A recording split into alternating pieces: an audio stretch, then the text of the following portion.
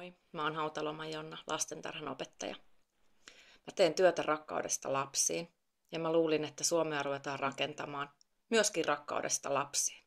Mä odotin uudelta lailta viisautta rakentaa hyvinvoivaa Suomea niin henkisesti kuin taloudellisestikin.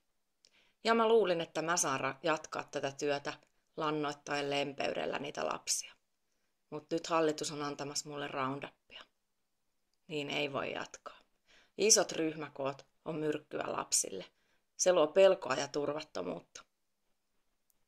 Yhtenä hyvänä esimerkkinä voitaisiin laittaa vaikka hallituksen jäsenet päiväksi jonkun muutaman väkivaltaisen narkkarin kanssa samoihin tiloihin lukkojen taakse, jossa niiden täytyy itse selvitä näiden väkivaltaisten tyyppien kanssa.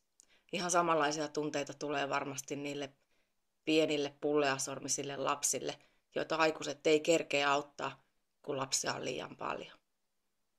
Järki käteen.